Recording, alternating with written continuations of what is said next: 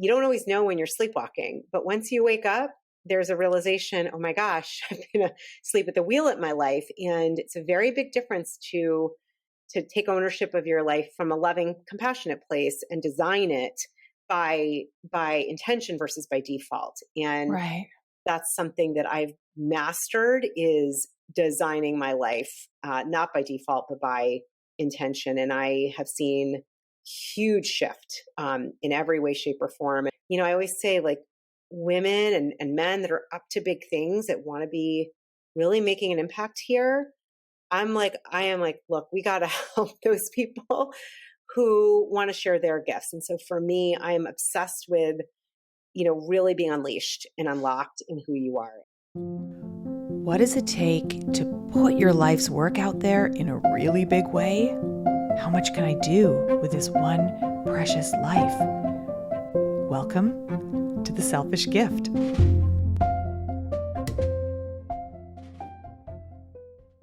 If you're one of those people who's fortunate enough to have connected with your own deep sense of personal mission or your life purpose, chances are that it came to you through your own struggles. And this is the case for so many of us who are on a path of conscious living. We're faced with a set of challenges.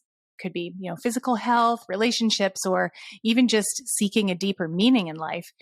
And through contending with and mastering these challenges, or at least finding some little bit of a solution, we naturally want to share what we've learned with others about how to be a happier human, healthier, more fulfilled. My guest today is on a journey like this, and out of that impetus, she's created an amazing community and a set of programs through which she shares her knowledge and insight, and also provides a platform for some of the world's preeminent thought leaders to spread their message. Julie Reisler is the host of the global podcast, You-est You, where she has interviewed spiritual luminaries like Martha Beck, Neale Donald Walsch, and Tara Brach, as well as inspiring entrepreneurs like Amy Porterfield, Marie Forleo, Jenna Kutcher, and so many others.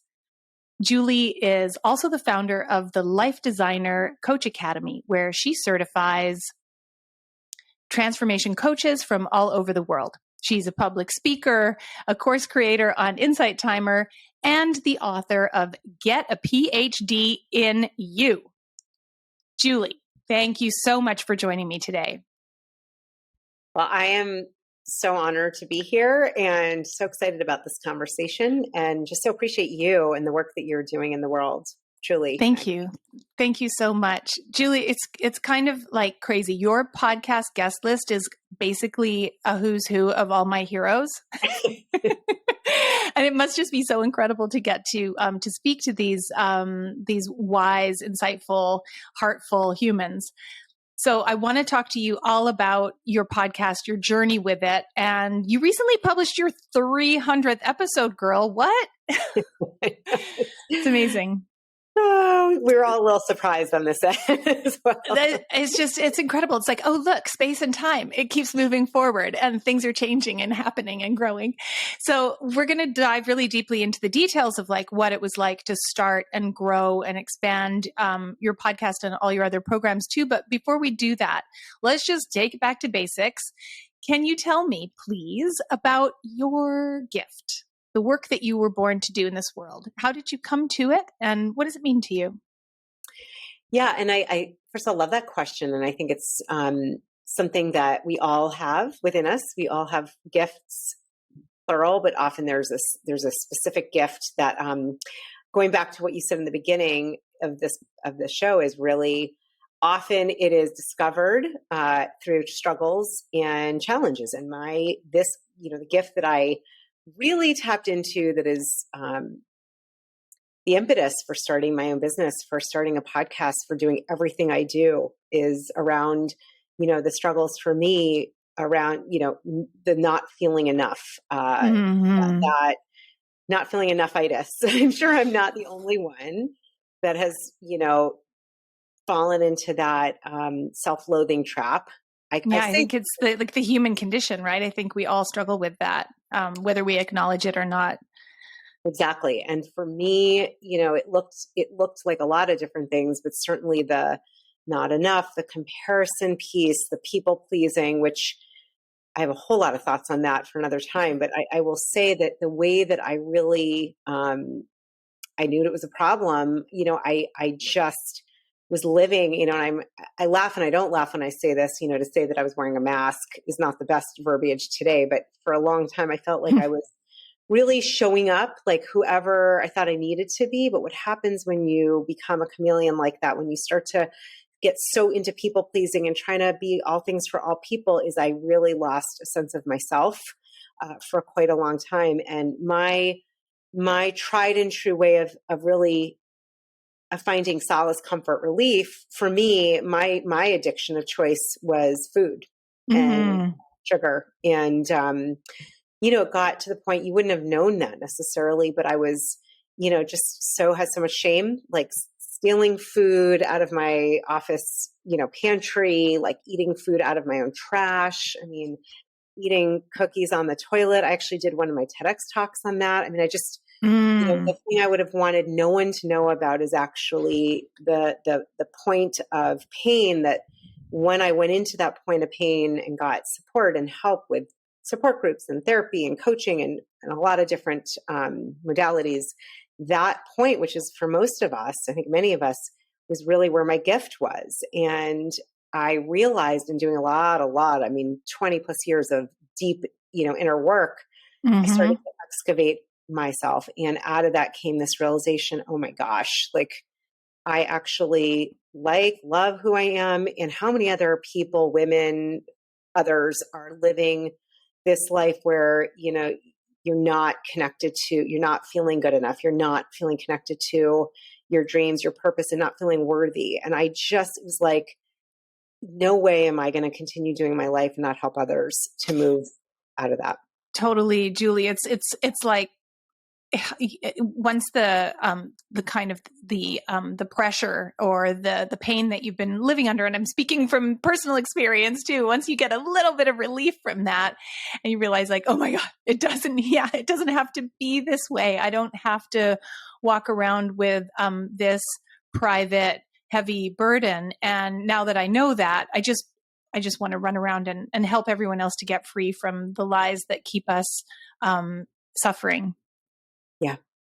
Yeah, exactly. And I think, it came very naturally and authentically for me. I didn't even know that I was going to be starting a business, leaving my day job. I didn't know at the time I was going to wake up and feel like, oh my gosh, my life is not quite aligned. I mean, I ended, marriage ended. I had 2 kids under the age of 4 at that time. I, moved out, left a job, had a health breakdown, like a lot happened that I think was part of my process of connecting to what I would call my meest me, or being your you-est you. And to me, that's that greater, that higher self, that infinite wisdom, that unconditional love, that part of you, the gifts. This is where the gifts lie, and often it comes through the challenges.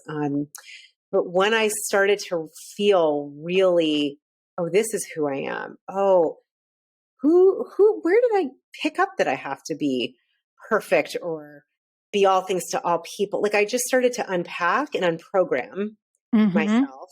And I think a lot of what happened was an awakening, a waking up, and a shifting in my own both belief about who I am and then holding that space for others. And what happened naturally, I ended up going back to school while I was working full time. I got a master's degree in health and wellness coaching, in mindfulness, in these areas that I realized, you don't always know when you're sleepwalking, but once you wake up, there's a realization, oh my gosh, I'm going to sleep at the wheel at my life. And it's a very big difference to take ownership of your life from a loving, compassionate place and design it by intention versus by default. And that's something that I've mastered, is designing my life, not by default, but by intention. And I have seen huge shift in every way, shape, or form. And, I feel like it's been a positive effect, not easy, but positive effect on my health.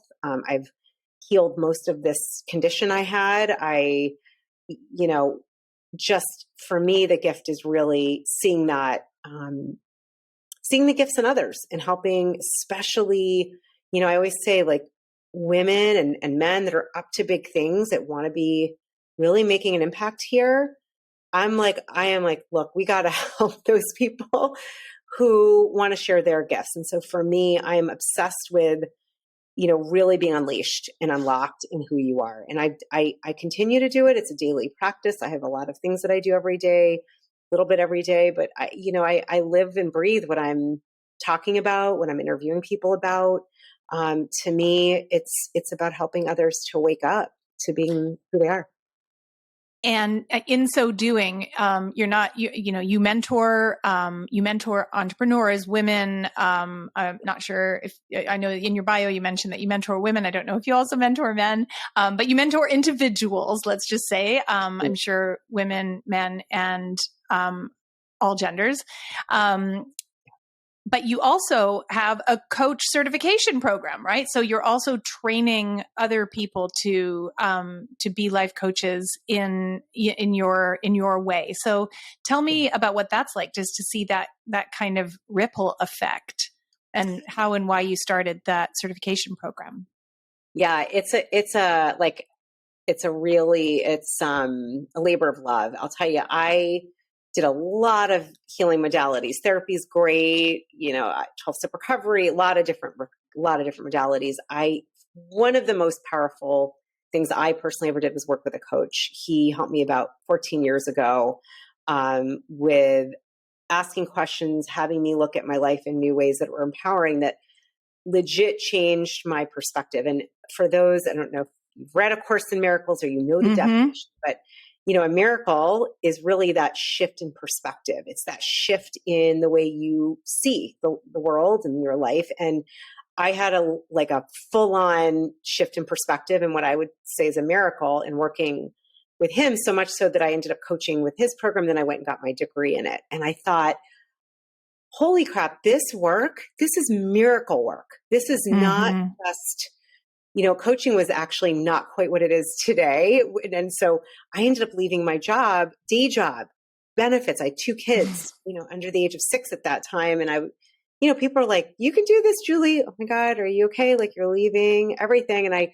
thought, this work is miracle work. And so I started coaching. I worked with companies and teams. I've coached hundreds and mentored hundreds of people. I also teach at Georgetown University. I'm still on their faculty, coaching in their teaching their coaching program. This work works. That's why it's booming. That's why it's blossoming.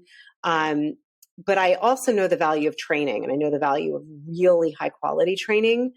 And this was one of these intuitive insights during the beginning of the pandemic. I woke up, I had been thinking about it, Maggie, and I'd been ruminating, I wonder if I should do my own certification. I could pull from, I also got certified in positive psychology and facilitation and some other modalities. And I was like, well, I could bring in that work and heart intelligence and healing. And I always thought, well, that's great. But I was so busy. It was really the pandemic slowed my ass down. I woke up and I heard Julie, and I know this voice.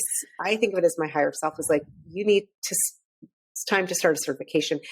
And it was one of the most, it was like my third baby. I've had 2 babies. This was like birthing a third. It was a lot of work, but a lot of love. And I can't even explain the feeling of developing and building these coaches who I look as miracle workers that are steeped in really high quality training, the modalities, the methodologies of coaching, but I also bring in healing and positive psychology and, how to tune into your body wisdom and your heart intelligence and using appreciative inquiry. Anyhow. And so it's been one of the most delicious things to see all of these. We've had a little over 60, actually more now, just over the last 2 years. And it's growing from all over the world, and are learning how to coach and really learning, not just saying they're a coach, but learning the power of both being coached and coaching others. And it's just been, as I said, a labor of love. It's really, really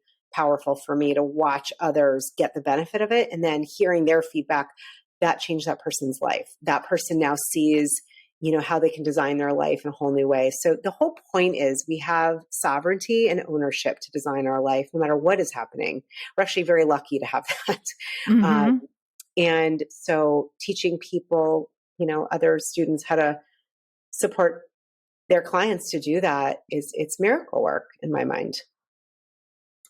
Yeah. And this is I suppose when you talked about your breakdown or your, kind of shedding of things like your job, the marriage, even kind of working through your health challenges, it sounds like in a way that was, the falling away of the things that weren't you, so that the You-est You could really emerge and step into this. Exactly. And I think, to bring it a little bit more into like a little more concrete, I really believe we're either making decisions from fear or from love. You could really boil it down to those kind of two categories, fear. And it's not about being, judging, being crappy to yourself if it's fear, but, fear, it's a different place to make a decision and to design your life from fear versus coming from love or from that place of deeper connection, of compassion. And so at the very bottom of it, I really believe that's kind of what we're up against. We're up to, and that's it makes so much sense. I know it to be true, and it's also hard to practice sometimes, right? Yes. I mean, there's a lot to be afraid of, and especially right now, there's a tremendous amount of threat, the climate, the political situation, and just I think the rising cost of living, all of us feeling so much pressure to sort of do or be something truly exceptional in order just to sort of like even survive. There's a lot to be scared of, or a lot of sources of fear, which is realistic and understandable and very human.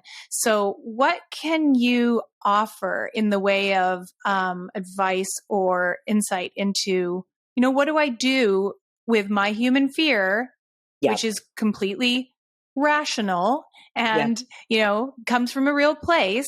But I don't want to get stuck there, and I don't want to make my decisions there. So how can I process it without just stuffing it down? Tell me how you help people to work through that. Yeah, it's a beautiful question. I mean, you want to know how to stuff it down with food? I can tell you how I used to do that. I'm going to tell you right now, it works and it does not work, right? Because you're left with the fear, and then you're left with another issue, which is then addictive behavior. The thing is that you said it, as human beings, we're going to have all the range of emotions. And if you boil it down to those two, of course, we're going to have fear. I like to, it's not about avoiding it or bypassing it. I actually personally love using fear. First of all, being with it, compassion. So to me, one of the most important things that I always start with is, and it's part of the reason I'm very, very connected to the work around heart math and heart intelligence, and is creating a space where we're not gonna be crappy to it, but it's like, okay, I see you, I feel you. You're here. So we want to acknowledge it's a part of us. It's an expression that's wanting to come through. It's not the You-est You, that fear, Mm-hmm.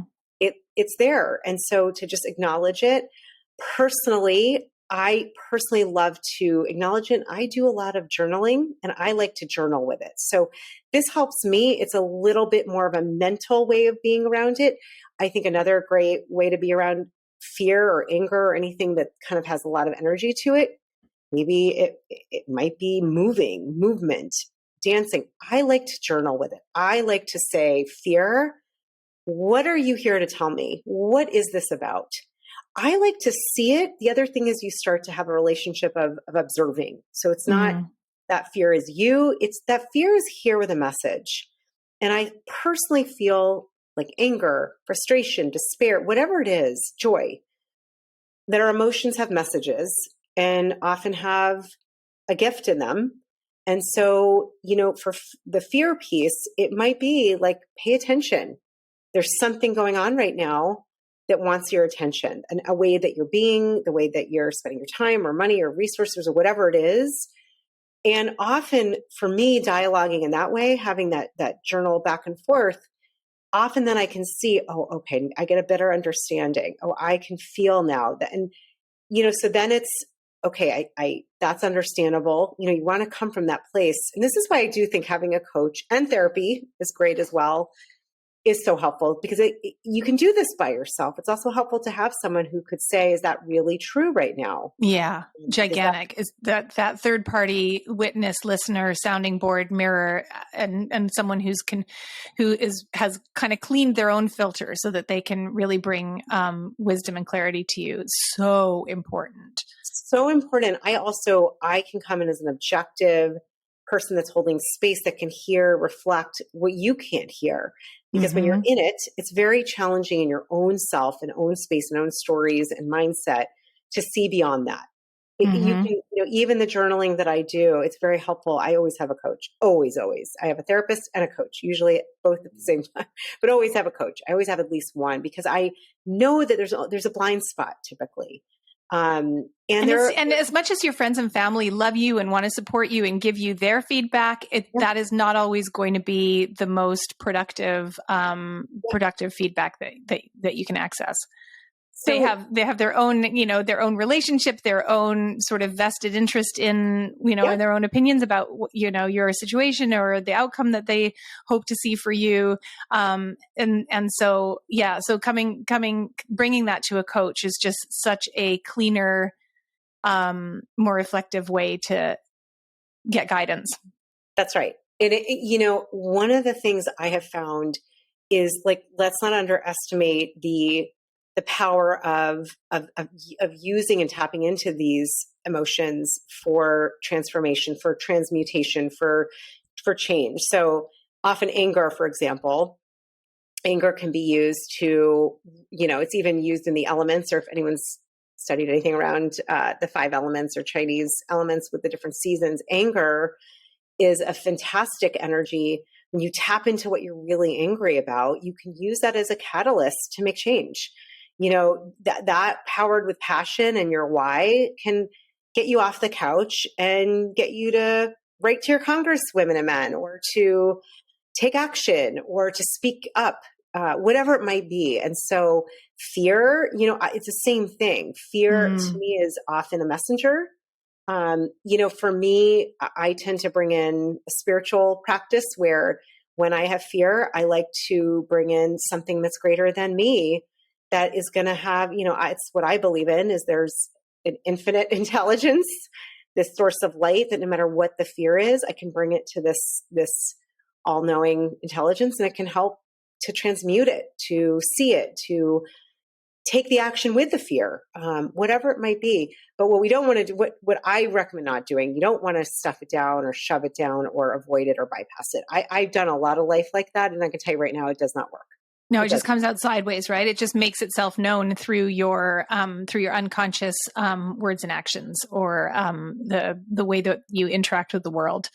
That's and what you were saying about anger being a catalyst for change. I think that I love that, and what I'm hearing you say, and what the distinction that I see there is that if I am lost in my anger or my fear combined with sort of despair or bitterness, then those emotions become toxic to me and the people that I communicate with, that I meet in life. But when you compare that anger with hope or a vision, then and even just remaining connected to joy, I think that is hard to do when you're in a very fearful place. So maybe, I don't know, fear is a little harder to work with that way, but to have, fear and also a hopeful vision for a more expansive reality, or a more expansive version of yourself, more expansive outcome, it's kind of such a much more peaceful way of experiencing fear rather than being stuck in it. Yeah, absolutely. Fear, the first question you asked, how did I get even into this work? I mean, there was a fear.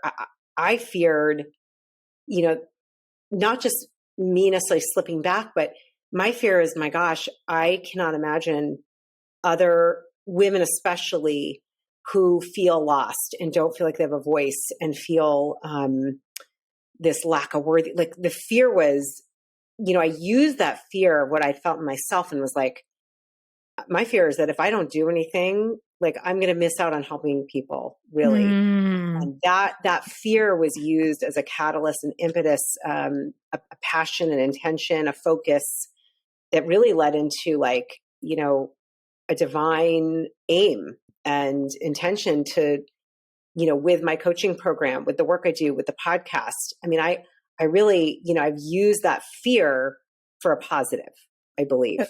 Okay, well, that is a perfect segue, Julie, because I do want to talk to you about the podcast. So as I was saying earlier, you just published your 300th episode, which is just so impressive and exciting and cool. And yay, congratulations. I listened to that 300th episode, and in that you had a really great conversation about the evolution of the show and how it grew and all the sort of steps along the way. I would really love to take you back to the beginning and ask you how it started. And what I mean by that is, like, tell me any little nitty gritty details that you want to share from like how you came up with the name and the concept, or what, really prompted you to say like, oh my God, I'm going to do this. Talk me through that first season, those early episodes. Yeah, it's funny. And I oftentimes these things that turn out to be, it's grown quite a bit. It just started as this burning desire. I was meeting incredible thought leaders, spiritual luminaries. I had, left my job and started my own business. And I'm a big believer, who you surround yourself with is important, energetically, mindset, vibrationally. And so I was, really consuming a lot of information, both signing up for just listening to other podcasts, listening to other spiritual luminaries, reading Conversations with God, books that just changed my life. And then I did a program with a dear friend, a well-known author, Hal Elrod, author of The Miracle Morning, and joined his group. And I started meeting all these incredible luminaries and leaders. And I thought, oh my gosh, I feel like I'm collecting all this wisdom. Like I really want to share this. Like, how would I do that? I don't know how to do that, but I love, as you can tell. I love talking. I love listening. I love conversation. I love changing. Like, I love conversation that is in really for the purpose of helping others to tap into something greater. I love deep that. Deep talk. Let's get not good at surface chat, not good at surface chit chat, but exactly deep level, like 3 conversations, bottom of the ocean. That's me. And I had a dear friend. He has a really thriving podcast. I was on Hal's podcast and was like, oh, this is kind of fun. And then my friend Doug has a thriving podcast, and I was talking to him about it. And he's like, you could do this. You could do this. It's not that hard. You got to commit. You make a goal. I'm going to do for 1 year. And I thought, okay, I don't even know what I'm doing, but I'm just going to commit. I'll do 1 year and then I'll stop if I don't like it. I'll give it 1 year. That's a decent amount of time. I'll have a sense. And it was, to be honest, for me, it's usually this deeper inner kind of voice that's just like, hey, why don't you do this? It's this little inner wisdom, my intuition that usually comes first through, and that kind of audible. And I'm like, okay, I'm going to listen. I know when I listen, good things happen typically. So I'm going to listen. I don't know how I'm going to do this. And I talked to him. He helped me just get the basics going. I mean, we're talking like Zoom. I asked 6 people that I knew. Hal was one of them. I asked, I had gotten to know the CEO. I remember one of the people that had come to speak. She's so inspirational. The CEO of Vitamix, actually, of things. I had her. I had like people that I'd been inspired by. And I thought, okay, I'm going to just get my 6 together and launch it, and we'll see what happens. Wow. And so you launched it with, just 6 kind of people signed up to be guests, and they were all folks within your network. There was no sort of cold calling, pitching bigwigs or strangers. You just were like, I'm going to keep it close to home, and 6 is a small number. So good for you. I started with 6 people that I interviewed and had those 6, done. And I had asked Hal was my first one. I had just met the CEO of Vitamix, another couple people I'd met through Hal's community, the Miracle Morning community. And I think my friend Doug was another. Like, I was like, so you're committed for the whole year. You've got 6 lined up, but you're like, yeah, were you publishing weekly? So you're like, okay, I've got 6 out of 52 booked, but I've committed to the whole 52 or the whole year's worth. That's yes. intense. Yeah. It was intense. Yeah. And I was like, okay, well, there's 6 weeks, but now actually, I think we launched them.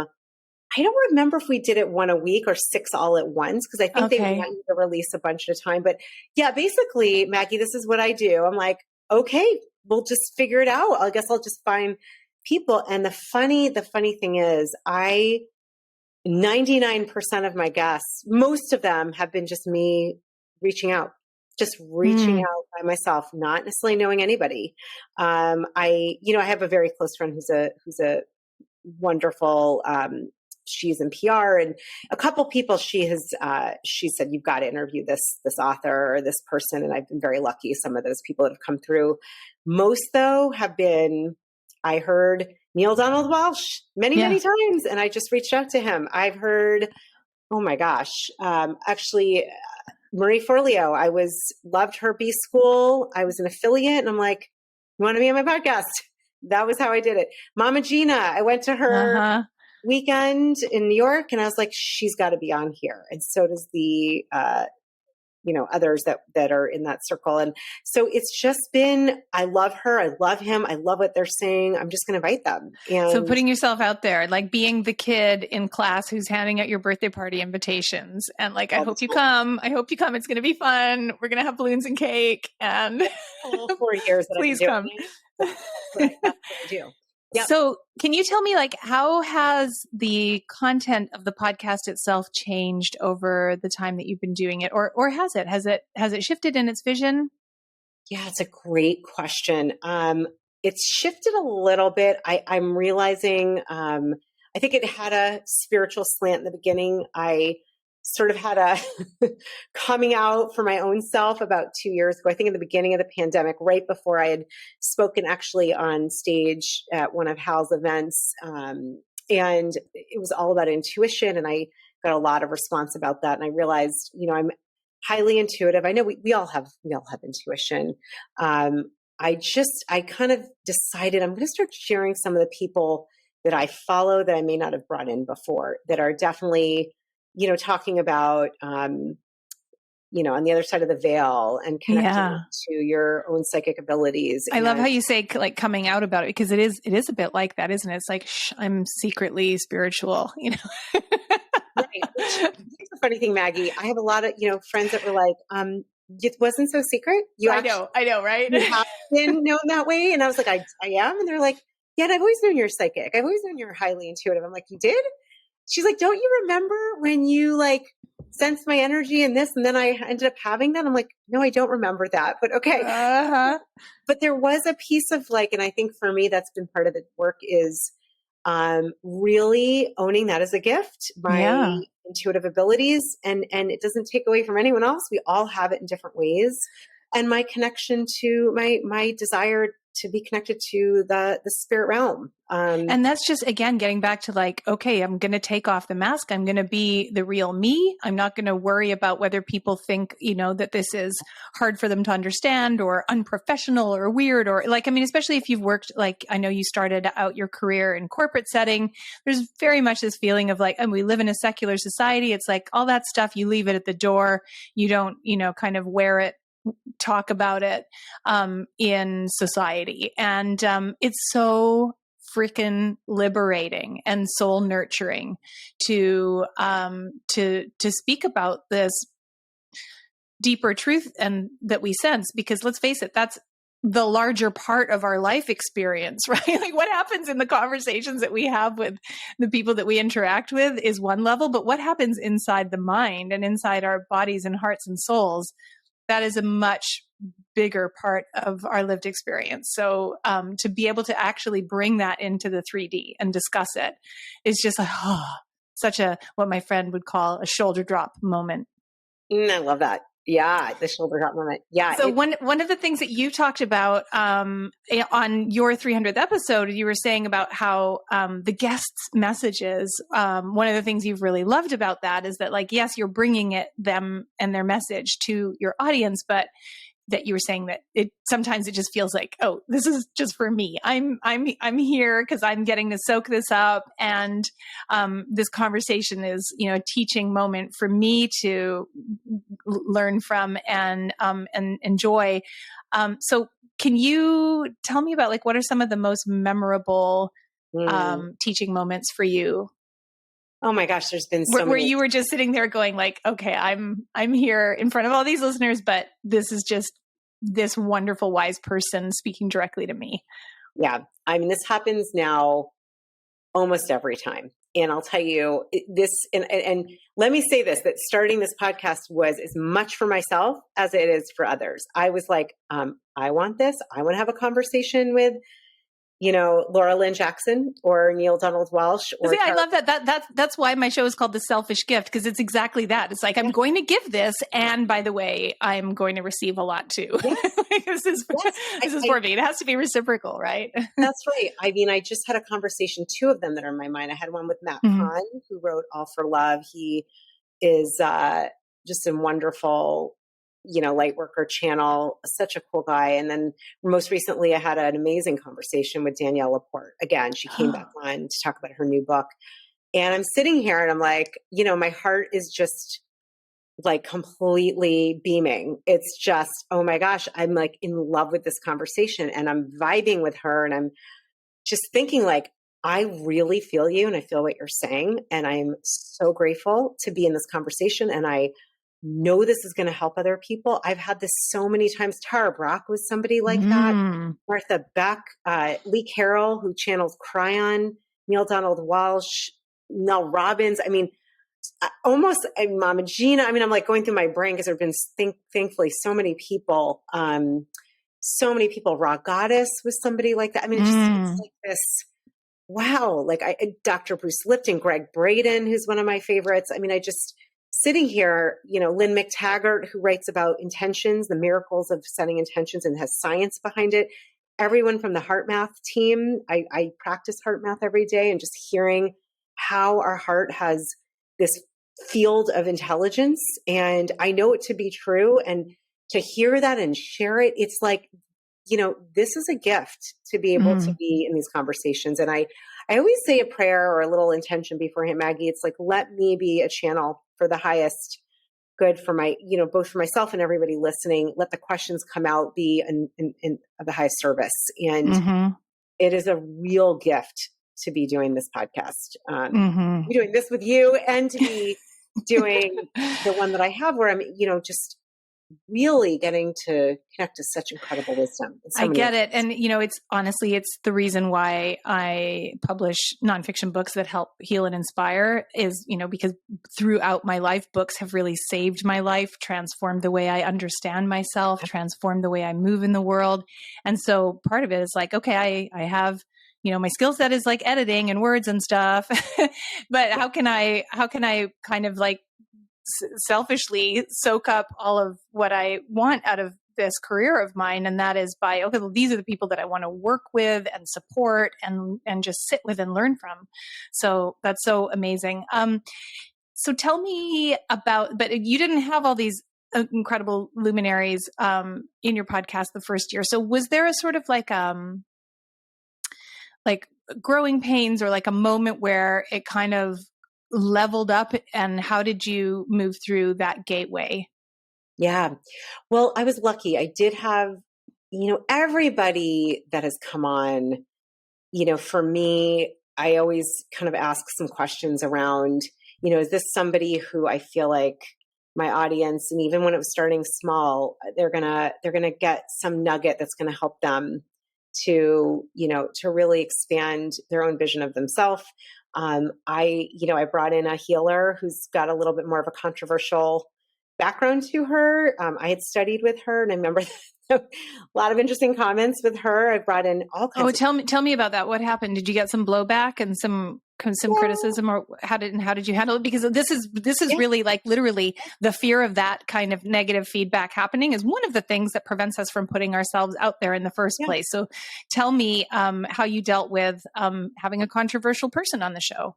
Yeah, I actually studied with her, and I don't know her well, but I know her well enough. And I, so much of what she shares, I really, for me, I go with energy and what resonates. And I know there's a lot there that people can pick up, and I always say, take what you like and leave the rest. And so I actually see it as a bit of now it's not always comfortable, some of the comments around her, and Julie, like, why did you bring her on? And I also got a lot of, she tends to be very polarizing. I did get a lot of fantastic comments.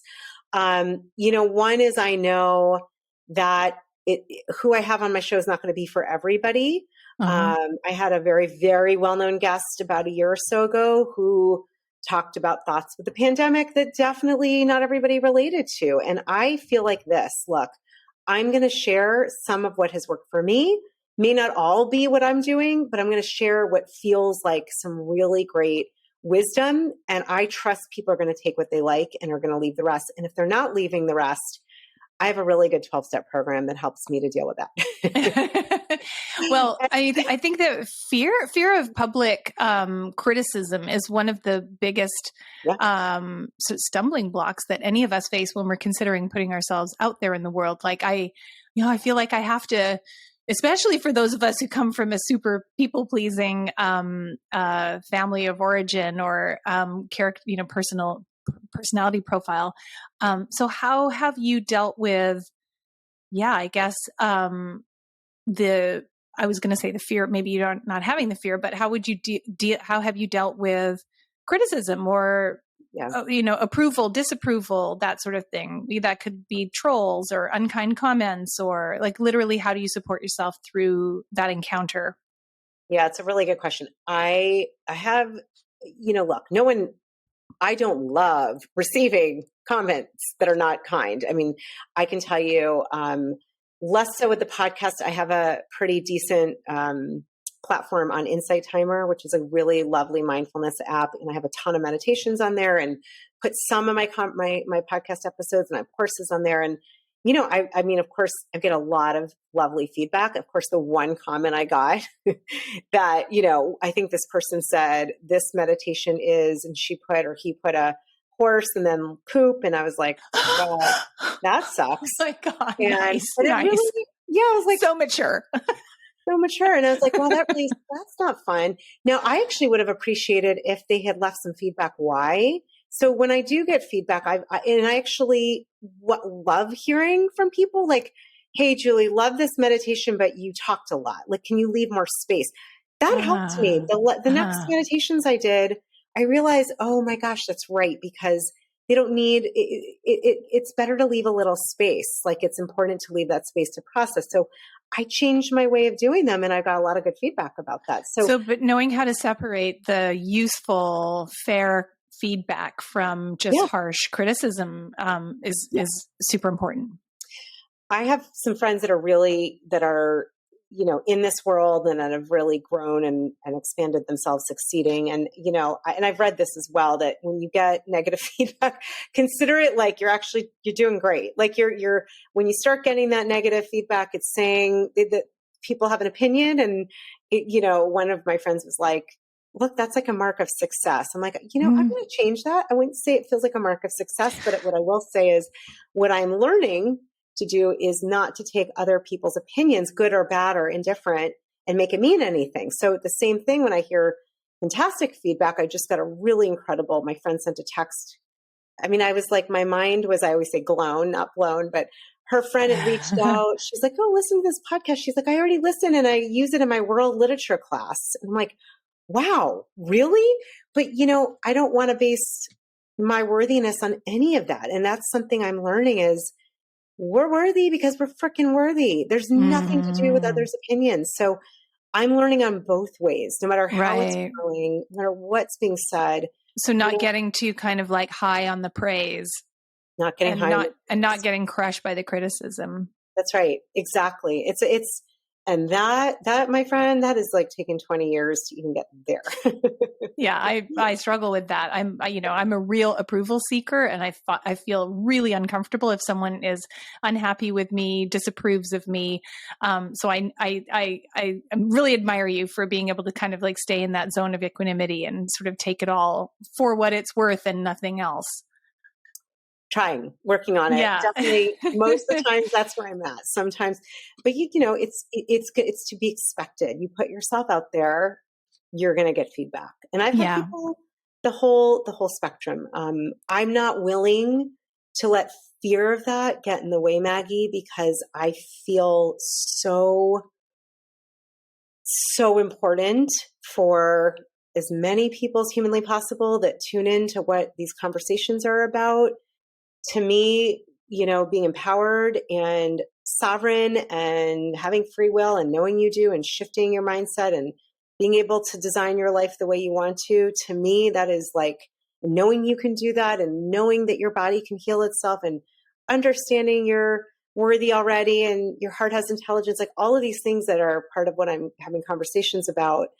It's more important to me to get that out there than to worry about. So it's not the fear isn't there. It's less than the desire to get those messages out. Well, that leads into my next question. I would love to hear you speak for a minute about how this experience has shaped you as a person and changed perhaps your own self-concept when you started this journey. And when I say this journey, I'm actually going all the way back to, deciding to study to be a life coach, even before the podcast, et cetera.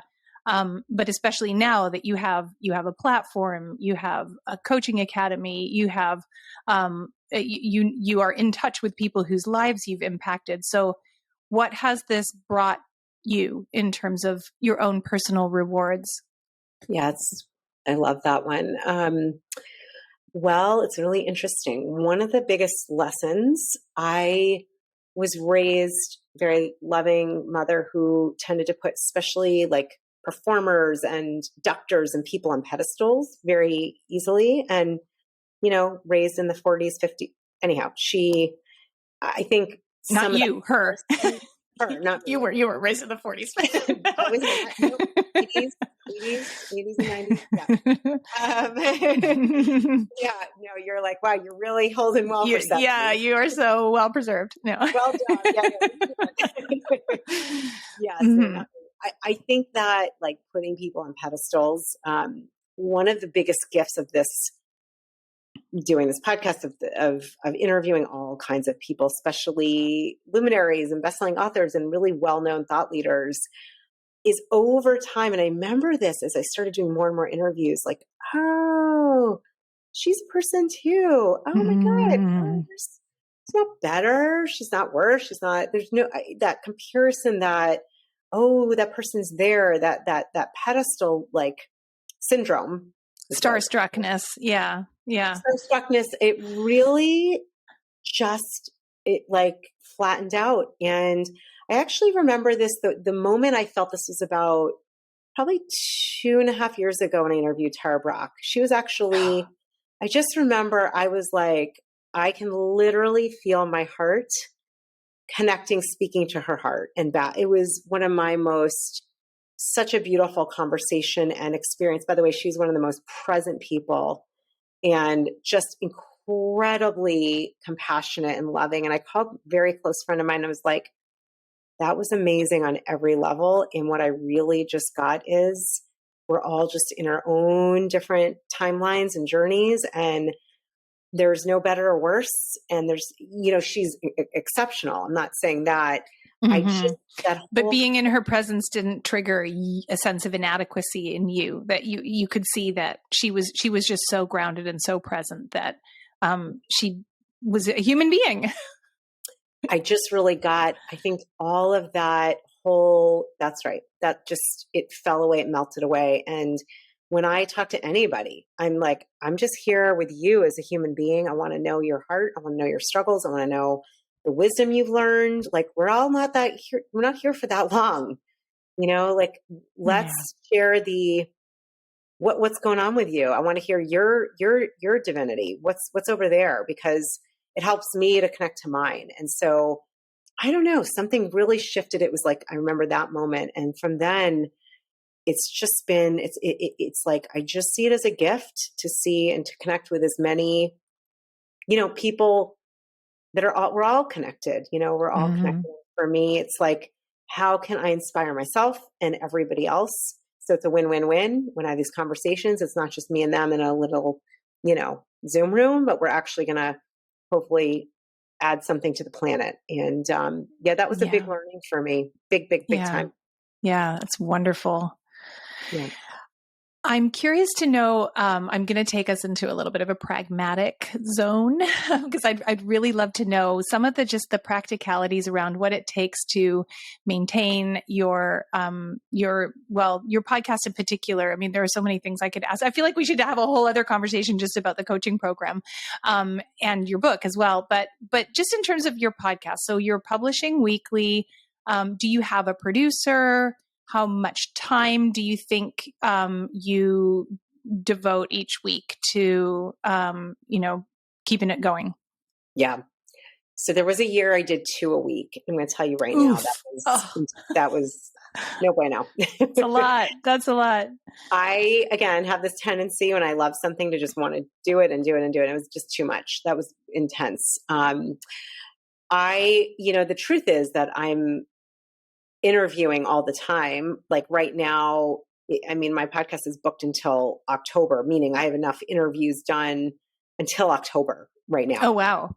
And it tends to be, it's never been an issue getting guests, which is really just being in that flow with, I mean, there's so many incredible people to reach out to connect with, to want to share. And it snowballs, right? Because as your audience grows, so does your ability to attract guests. Yeah. Mm-hmm. It's so interesting. I started with like 2 people that people knew, and it was like then 3 and some of the guests, it's not always somebody who's necessarily well known, and I feel they have an incredible story or expertise or wisdom or something that's going to make an impact. So there's different reasons why I would choose different guests. However, in terms of the production and the time, I actually try to do 1 to 2 interviews a week at the most, because I'm still running my coaching certification. I coach individuals. I still have a select few people that I do mentor and coach. So with all of the other things going on, and I still teach at Georgetown. So it's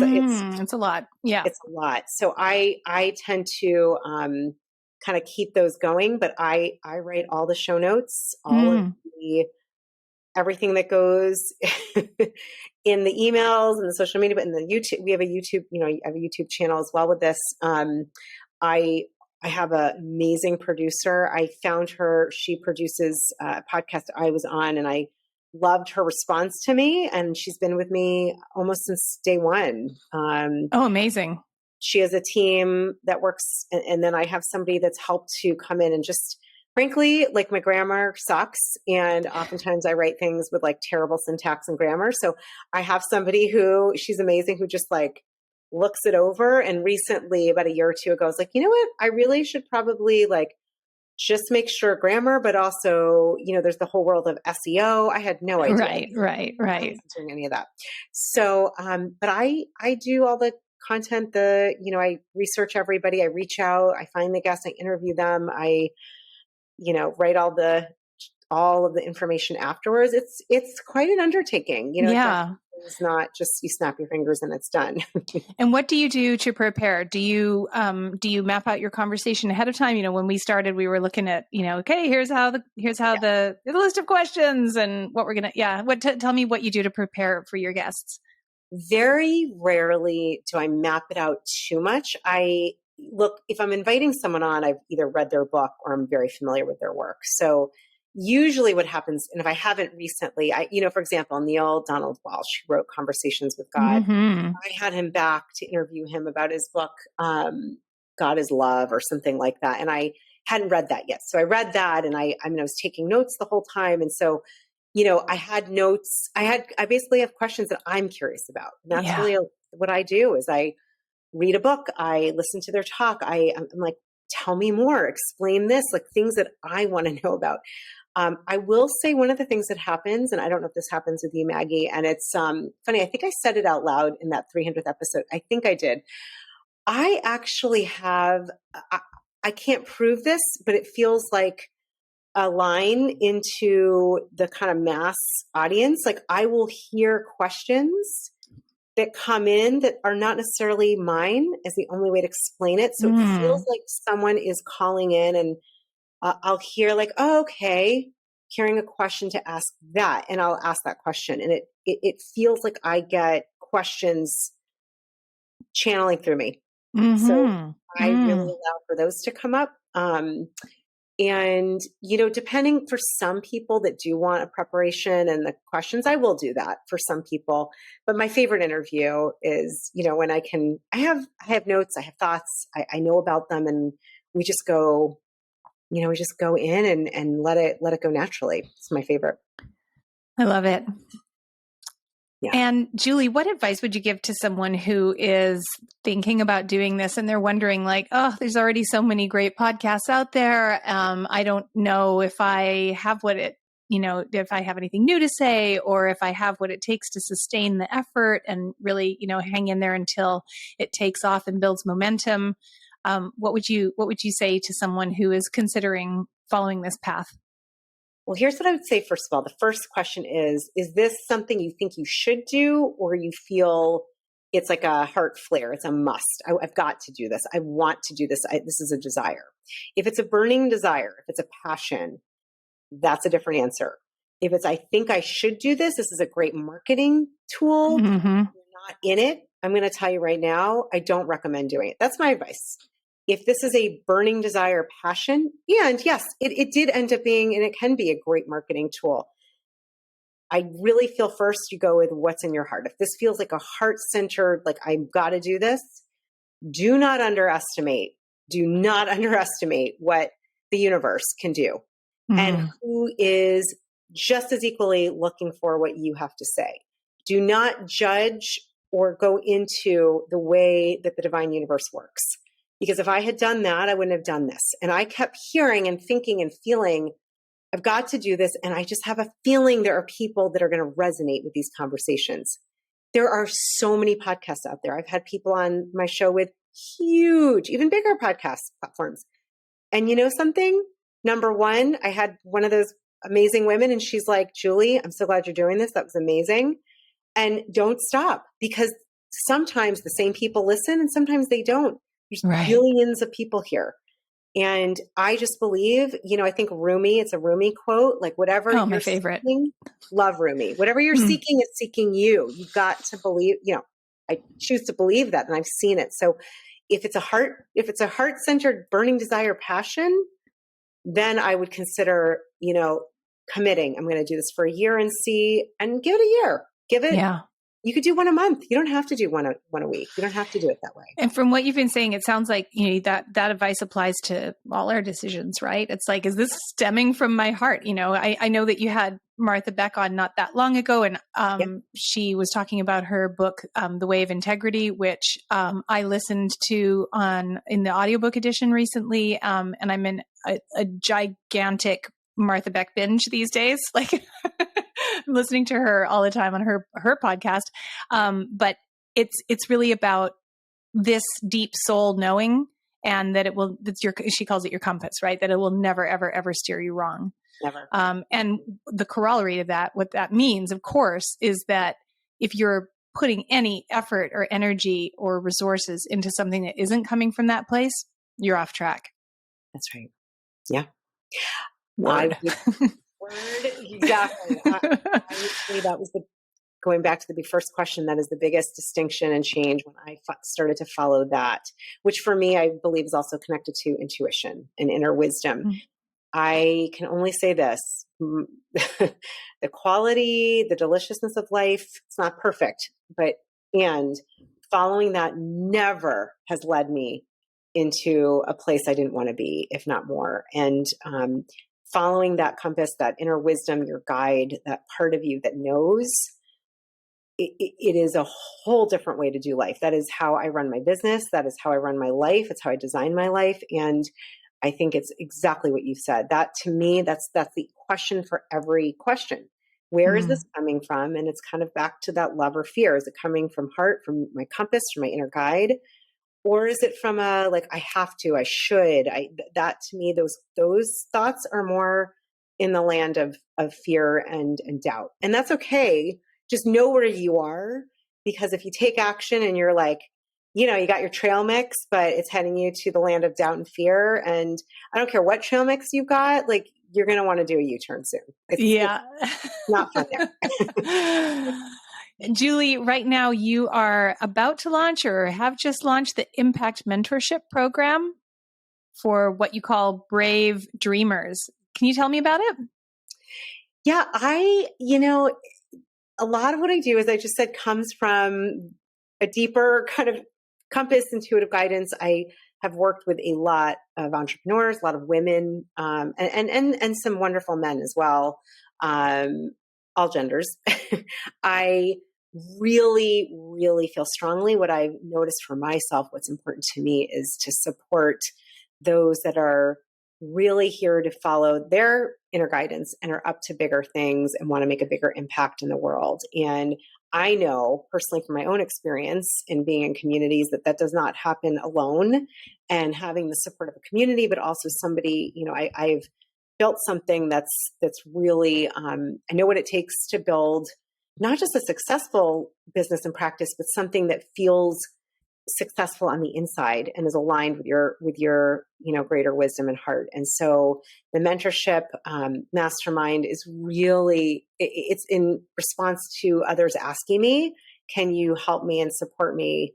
And I want to be around others. I don't want to be doing this alone. So, those that are looking to write a book, to give a TED Talk, to start a podcast, or whatever it might be on their list, to me, it's like, I want to help light as many candles that are here to be like big candles in the world, and are going to light others. That's kind of what I'm up to. So is that a small group program? How is it? Is it a month-to-month thing, or a full year, or what? So it's a 9-month program. We're going to be starting later this fall, and very true to I'm starting to take applications and interest now. I'm starting to put that group together, and it's going to be, I chose 9 months. Having had 2 babies, I believe in the birthing process. I don't think, you don't push out a baby in 9 months. It doesn't happen like that. And I think to rebirth yourself or that project, at least 9 months. And so It's going to be a 9-month venture, and hoping to have some in-person retreat time as well. But it certainly will start out, we're going to be doing live virtual working together.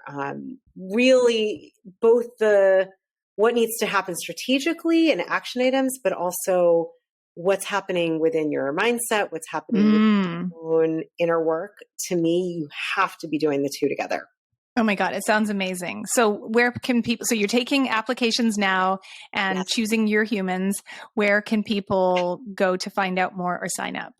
Yeah, thank you for asking. The best thing to do, if you go to my website, which is juliereisler.com, if you add the little slash thing and then just put mentorship, you'll go to the page that has either someone wanted to work one-on-one or if they want the group program. And I still do a little bit of one-on-one. I love doing that. Not all the time, but I do that. And then this program will begin later in the fall. Awesome. Yes. Julie, this has been such an inspiring conversation. And I just feel that synergy that you talked about where, this is 2 humans really, really sharing from the heart. And I would just want to thank you so much for coming and spending time with me today. I just thank you, Maggie. I think your energy and what you're doing here is so powerful, and I'm so honored. I can tell this is a natural for you, and just so really thank you for inviting me. And I hope and pray that anything that I shared, at least there was some sort of takeaway. Oh, totally. And by the way, for me personally too, I'm sitting there, where you kind of having metacognition where you okay, she just said that all the conversations are really for her. And I think this conversation is really for me, So it's all happening. Thank you so, so much. I really hope this conversation has inspired you to give so much of your gift to the world that it expands you into your greatest possible version of yourself. Remember, it's not selfish just because we also benefit from it. And here's where I get to make a selfish request. New podcasts need all the help they can get. If you enjoyed this episode, please rate the show and subscribe to us on your favorite platform. Don't forget to follow us on Instagram at Selfish Gift Podcast. And send me a DM. I'd love to hear how you're sharing your gift with the world.